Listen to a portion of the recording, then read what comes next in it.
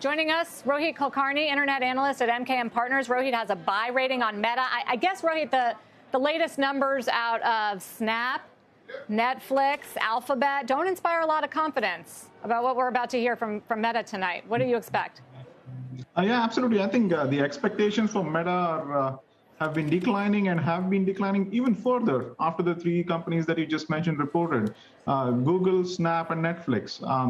I think Facebook already talked about pressure from Ukraine. They already talked about European softness. I think what the expectations for 2Q guidance, single-digit revenue growth, probably lower, are probably going to be what that matter the most. Also, commentary around what is happening with TikTok, what is happening with Apple and IDFA. Those two topics are front and center, apart from guidance, which I think is not going to inspire a lot of confidence.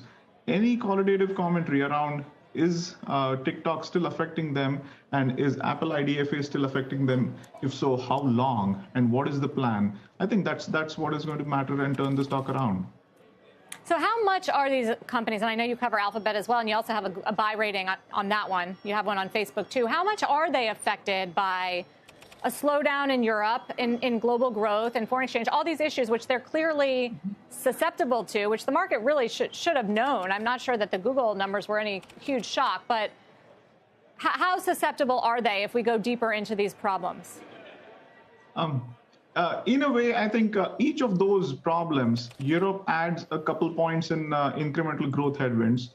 FX adds a couple of points in incremental growth headwinds. And already you have other headwinds in online advertising, like what is happening with Apple and what is happening with competitive headwinds. So each of these, when you add them up all together, I think for a company like Facebook, it cuts their revenue growth into half almost, or even more so. So I think the amplified effect is what is shocking people right now, and I think that's where the haircut to forward-looking estimates is taking an even deeper knife. And I think we are there. If you are looking to look beyond, say, June, July, August for these companies, I think you would come back and say, okay, Facebook around closer to $150 was a very, very good buy. I think we are not there yet, but I think we'll be probably at some point if the ongoing tape continues. So you're sticking with buy on both, but lowering targets just to sort of catch up? Is that the story?